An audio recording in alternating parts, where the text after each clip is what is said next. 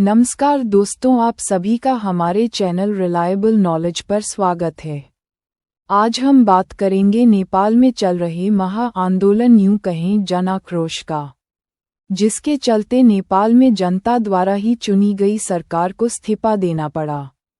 बात करेंगे एक ऐसे आंदोलन की जो देश की सबसे युवा पीढ़ी द्वारा चलाया जाता है और सरकार की निरंकुशता और अनदेखी के चलते जनांदोलन जनाक्रोश में बदल जाता है।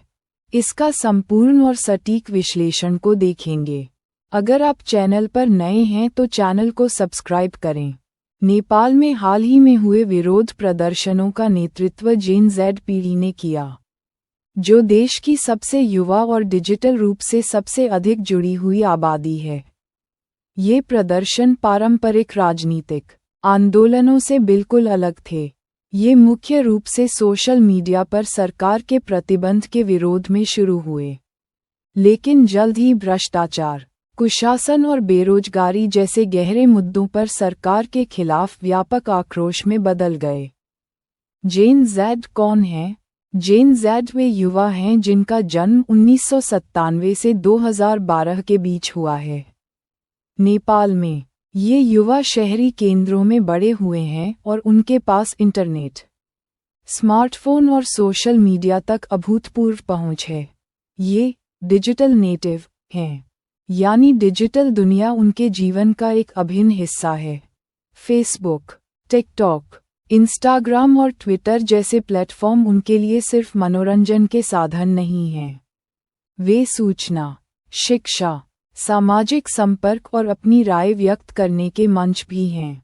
विरोध प्रदर्शनों की शुरुआत। नेपाल सरकार ने 26 सोशल मीडिया प्लेटफॉर्म पर प्रतिबंध लगाने का फैसला किया। ये कदम जेन ज़ेड के लिए एक सीधा हमला था। उन्होंने इसे अपनी अभिव्यक्ति की स्वतंत्रता और डिजिटल दुनिया में उनके अस्तित्व पर हमला माना। ये प्रतिबंध उस चिंगारी की तरह काम किया जिसने पहले से ही उबल रहे असंतोष को भड़का दिया। विरोध प्रदर्शनों का नेतृत्व किसी राजनीतिक दल या नेता ने नहीं किया। यह एक ऑर्गेनिक आंदोलन था जो सोशल मीडिया के माध्यम से खुद ही संगठित हुआ। युवाओं ने नो टिकटॉक, नो शांति जैसे नारों के साथ विरोध प्रदर्शन शुरू कर दिया। विरोध का नया तरीका। यह आंदोलन पारंपरिक विरोध प्रदर्शनों से बिल्कुल अलग था। ये सड़कों पर तो हुआ ही, लेकिन इसका केंद्र सोशल मीडिया था। युवाओं ने टिकटॉक पर वीडियो बनाकर, इंस्टाग्राम पर पोस्ट साझा करके और व्हाट्सएप पर समूह बनाकर विरोध प्रदर्शनों को संगठित किया। वे ऑनलाइन अभियान चलाते थे, विरोध के लिए जगह और समय तय करते थे और अपनी मांगों को दुनिया तक पहुंचाते थे।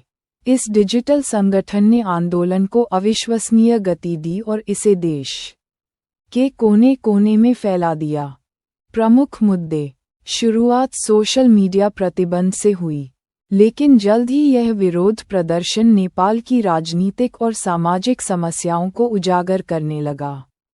जेन ज़ेड ने आवाज उठाई। भ्रष्टाचार, सरकार में फैले भ्रष्टाचार और सत्ता में बैठे लोगों के कुशासन के खिलाफ।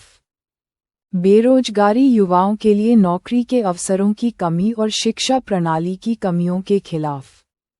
महंगाई, बढ़ती कीमतों और आम लोगों के जीवन पर इसके प्रभाव के खिलाफ। कुशासन, सरकार की अक्षमता और पारदर्शिता की कमी के खिलाफ। जन आक्रोश का कारण। नेपाल में जेन ज़ेड ने पारंपरिक राजनीतिक दलों पर से अपना विश्वास खो दिया है। वे मानते हैं कि इन दलों ने देश को आगे बढ़ाने के बजाय अपनी राजनीतिक महत्वाकांक्षाओं को प्राथमिकता दी है। वे एक ऐसे नेपाल का सपना देखते हैं जो पारदर्शी, जवाबदेह और उनके भविष्य के लिए बेहतर अवसर प्रदान करे।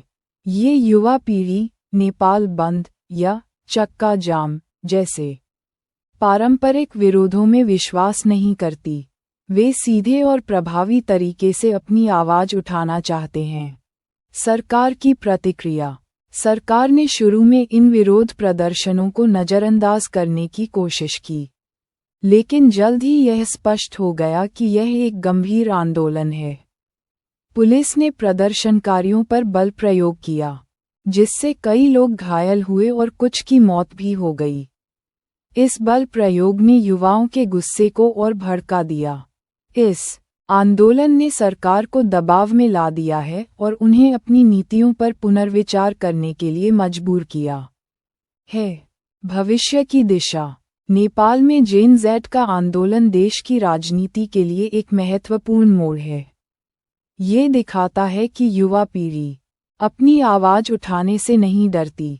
यह आंदोलन भविष्य के लिए एक मिसाल कायम कर रहा है कि कैसे युवा डिजिटल टूल का उपयोग करके सामाजिक और राजनीतिक परिवर्तन ला सकते हैं।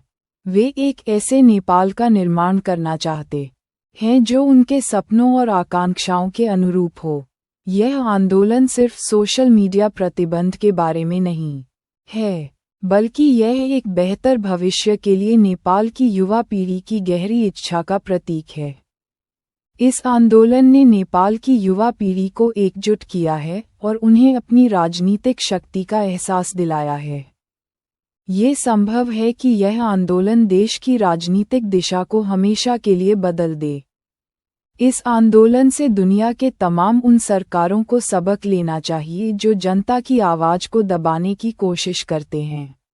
नेपाल पूरी दुनिया के लिए एक उदाहरण के रूप में भी है, और युवा पीढ़ी को भी ये सबक लेना चाहिए कि कैसे लोग इंटरनेट, मोबाइल आदि के गुलाम होते चले जा रहे हैं।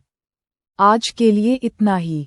हमारे साथ बने रहने के लिए बहुत बहुत धन्यवाद। ऐसे ही प्रमुख अपडेट के लिए हमारे चैनल रिलायबल नॉलेज को लाइक, सब्सक्राइब और शेयर करें। नमस्कार।